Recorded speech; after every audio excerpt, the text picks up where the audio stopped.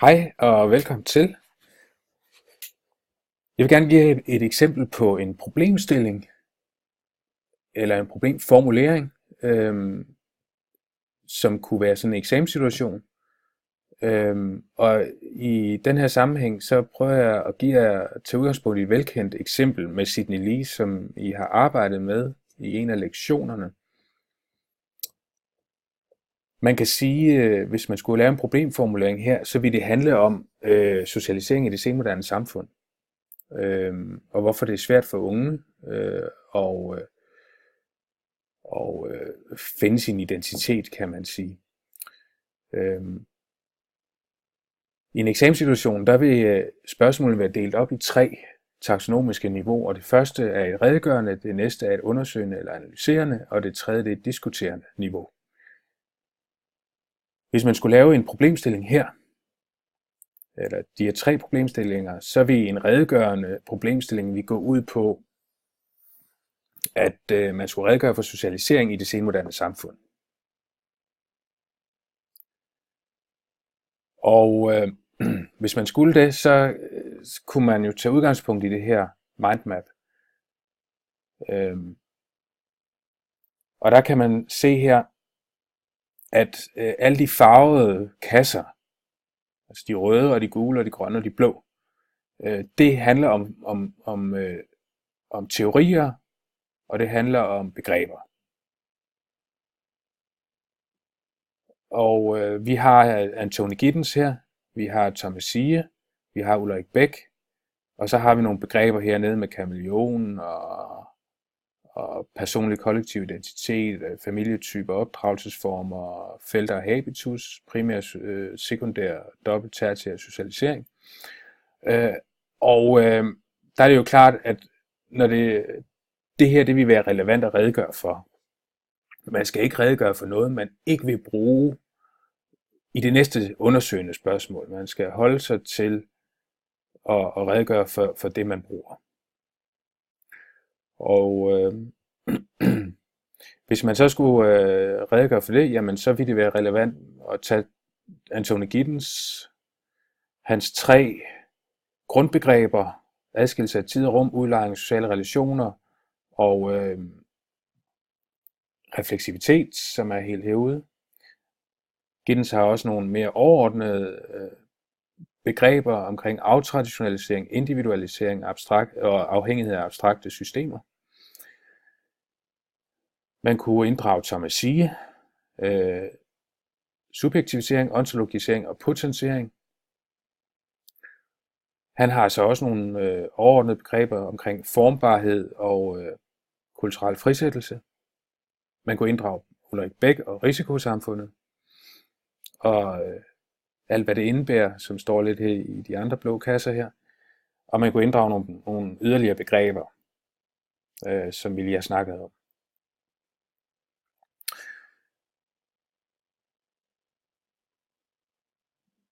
I det undersøgende spørgsmål, der handler det jo om at koble virkeligheden på teorierne og begreberne. Så der er det jo så, at man skal bruge billedet til at vise, hvad de her begreber egentlig går ud på konkret.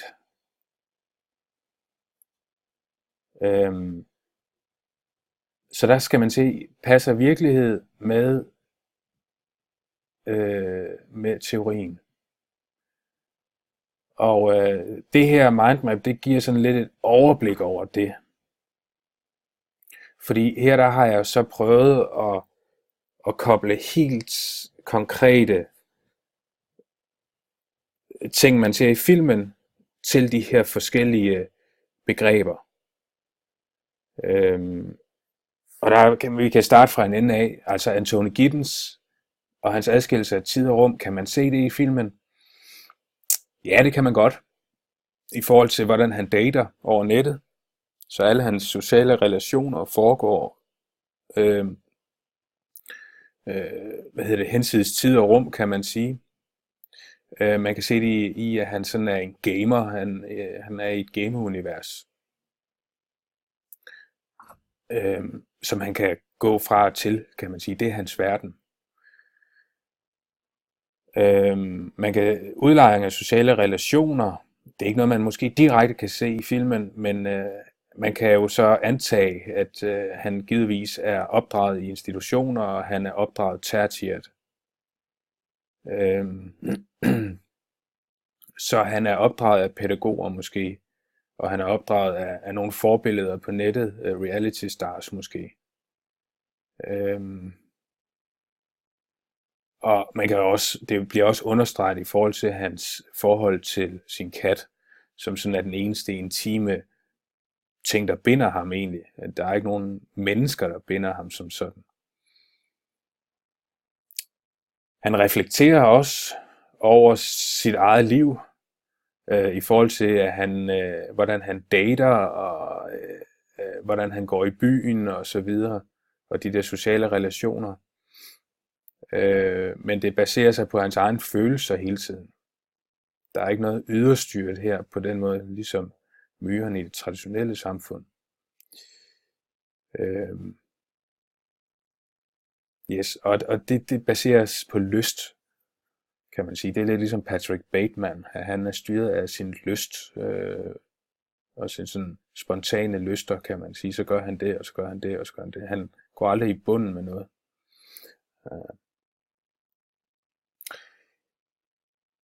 Yes. Godt. Så vil jeg ikke gå så meget mere i den, så I kan selv gå ind og se de her eksempler. Men jeg vil gerne lige berøre Sige også. Subjektiviseringen her, den er jo oplagt. Han vil prøve at skille sig ud fra mængden. Han vil ikke være anonym. Det handler om hele tiden om at opbygge billedet af sig selv, kan man sige. Det handler om mig. Han vil være unik. Han er bange for den der anonymitet, og han skal hele tiden sådan markedsføre sig selv, kan man sige. Og der har altså nævnt konkurrencesamfundet og præstationssamfundet. Og hvordan at systemverdenen har koloniseret livsverdenen. Og der kan I måske huske med Habermas, der er også et link her, som I kan prøve at gå ind og kigge på.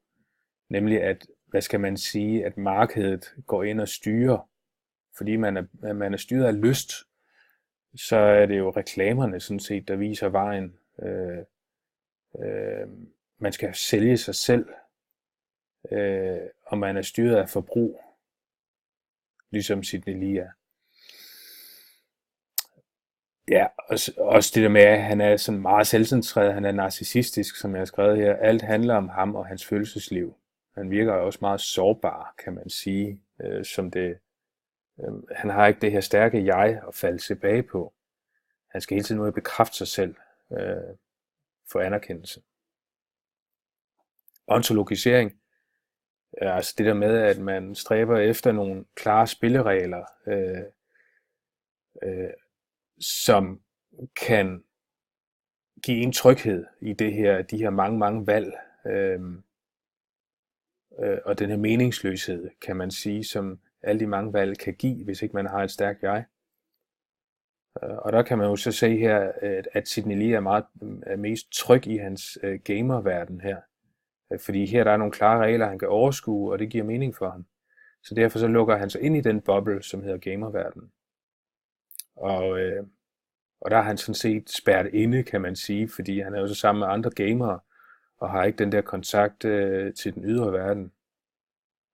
Så det er et eksempel på tertiær socialisering, hvor han så også mangler den der evne til at indgå i ansigt-til-ansigt relationer, hvilket man også kan se, når han dater.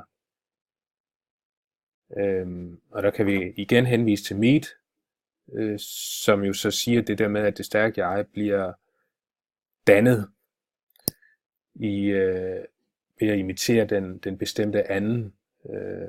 Altså når barnet ser sin nære fællesskab af sin far, sin mor og sin søskende, den der følelsesmæssige relation, som styrker jeget, den har Sidney Lee jo ikke.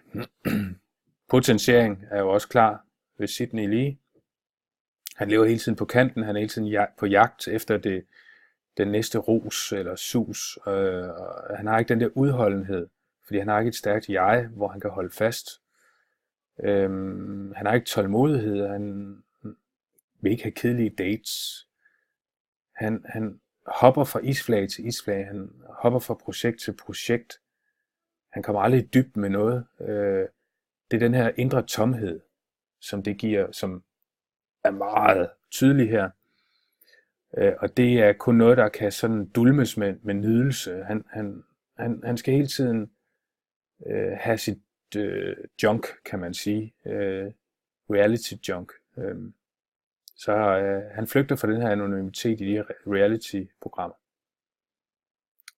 Man kan også se potentieringen i hans interesser i wrestling og de her dates og videospil. Det er det her adrenalinsus, han hele tiden skal have for at udfylde den her tomhed. Formbarhed er jo også klart selvbrugende, og han skifter maske eller kan skifte maske, tøjstil og så videre. Men han har ikke det her stærke jeg til at navigere imellem alle de her masker. Yes. Så man kan så spørge, er det her en kulturel frisættelse for sin liges vedkommende? Eller er han sådan slavegjort af det her forbrugersamfund og styret af lyst? Og det er jo nok mest det sidste her. Godt. Risikosamfund. Ja. Risikosamfundet, som jo handler om, at verden den er ikke giver så meget mening på grund af, at man at der er sådan, altså informationerne kommer globalt, og man skal navigere globalt på tværs af de her nære fællesskaber. Så når man tager en beslutning i det ene sted, jamen så kan det have en helt anden virkning et andet sted. For eksempel Mohammed-tegningerne, for eksempel, hvor det handler om ytringsfrihed her, der er en anden kontekst, fordi vi lever i et globaliseret samfund, så giver det nogle helt andre virkninger. Det bliver opfattet anderledes andre steder. Så derfor kan man ikke overskue, hvad ens valg indebærer.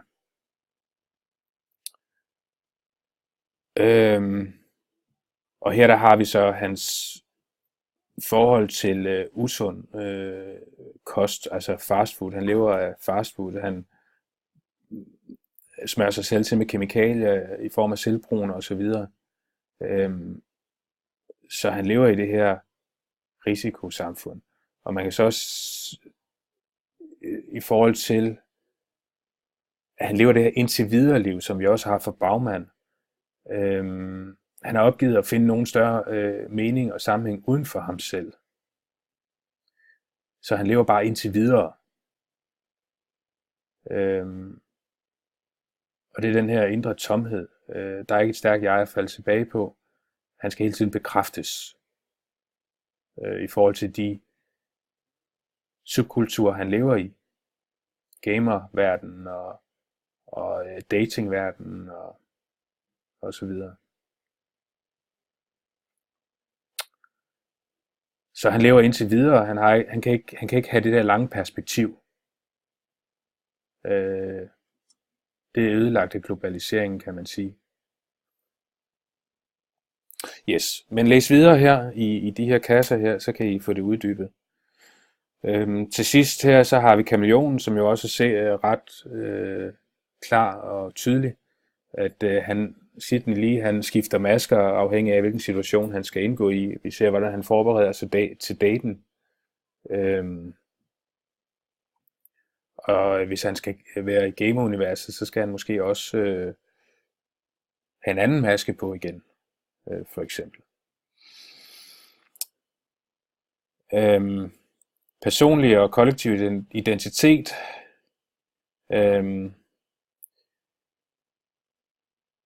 Og der kan man jo så sige, hvordan danner man den personlige identitet og det stærke jeg? Det gør man gennem nære relationer, det nære fællesskab, igennem den bestemte anden, ansigt til ansigt relationer. Og det er måske gået lidt skævt for ham i forhold til den primære socialisering. Og igen, så kan man jo så sige, jamen hvis ikke man har det stærke jeg og den primære socialisering på plads først, jamen så kan man heller ikke blive et socialt jeg. Fordi Mead siger, at man først skal have det ene, før man kan have det andet. Og hvis man så kun har det andet, altså kun er henvist til det sociale jeg, jamen så er det jo så man ikke kan, så er det så man surfer på overfladen, og der bliver den her tomhedsfornemmelse. Familietyper, man hører lidt om moren, og man kunne forestille sig, at han har sådan levet i forsømmelighedens laissez-faire opdragelse, et socialt akvarium. Og som moren hun siger, så har hun så sagt, at han skal grow up, men måske har hun en stor del af ansvaret for, at han er blevet sådan, som han er. Så har vi Bourdieu og hans felter, og der kan man så se, at hans beholdning af kapital er meget lav.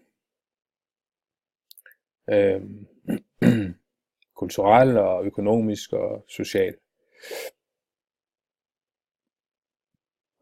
Og det er jo det der med, hvis vi ser på den negative sociale arv, den der cirkel, som I kan prøve at gå tilbage til det andet screencast og se på, men så kan det være, at han startede med at blive opdraget meget, altså hvor der ikke var den her sociale kapital. Han er måske blevet opdraget af en enlig mor, som har været presset og blev henvist til nogen til at spille på spilmaskiner og til medierne og til institutionerne.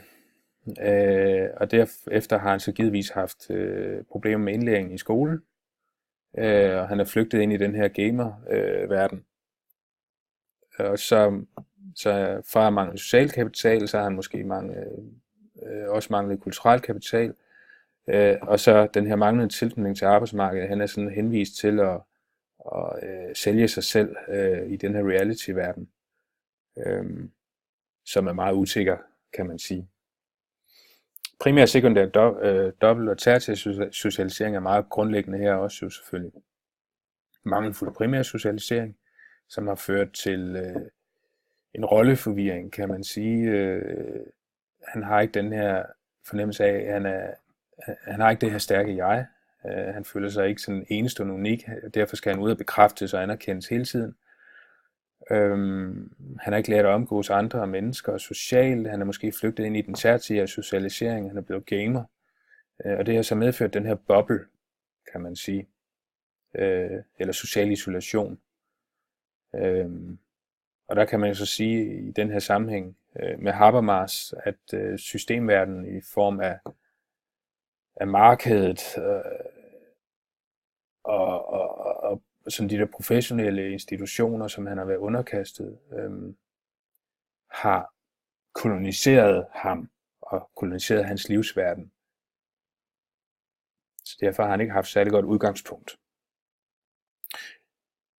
Så det er et eksempel på i undersøgelsesdelen, at man faktisk kan koble helt konkrete ting fra filmen over i teorierne og begreberne. Og hvis man så skal diskutere fordele og ulemper ved at være ung i det senmoderne samfund, så må man jo selvfølgelig også se på, at der er nogle fordele i det, og alle de muligheder, det giver,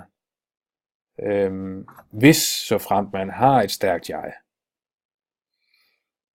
Så der kan man prøve at pege på nogle problemstillinger i forhold til, jamen, hvordan får man det her stærke jeg,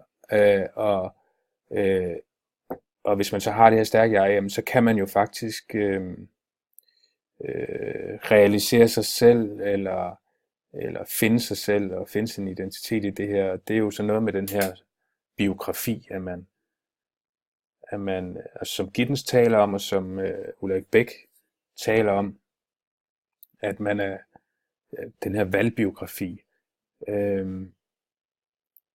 som handler om at man hele tiden sådan skal se, altså ens liv ens identitet er fortløbende. Det vil sige, at man hele tiden skal danne sin identitet i forhold til de nye ting, der kommer ind fra informationssamfundet, og have det til at passe ind i ens identitet. Så man danner hele tiden sig selv. Det er en livslang proces at blive sig selv. Og der er det jo så, at man skal sådan lave den her slags valgbiografi, hvor man sådan prøver at finde en rød tråd. Jamen, hvad er det for nogle valg, man træffer? Og ud fra den her røde tråd, så kan man så finde ud af, jamen, hvem er jeg egentlig? Og det er der så nogen, der kan, hvis man har det her stærke jeg, og kan reflektere over sin valg på en fornuftig måde. Så en diskussionsfase, ulemper, de er klare her i Sidney-Lee-eksemplet. Fordele, jamen altså, der er jo selvfølgelig også nogle fordele i det her. Men der kan man så også diskutere, jamen er det et individuelt ansvar, eller er det et kollektivt ansvar, i forhold til at kunne navigere rundt i det her senmoderne samfund. Og der vil liberalister måske sige, at det er et individuelt ansvar, og så nogen som Bourdieu for eksempel vil sige, jamen nej, man har en social arv, og det er faktisk et samfundsmæssigt og kollektivt ansvar at skabe mennesker, som kan finde ud af at navigere i alle de her valg. Yes, det var et lille kort eksempel i eksamenseksempel faktisk. Jeg håber, det giver mening. Og så ses vi til eksamen. Hej hej.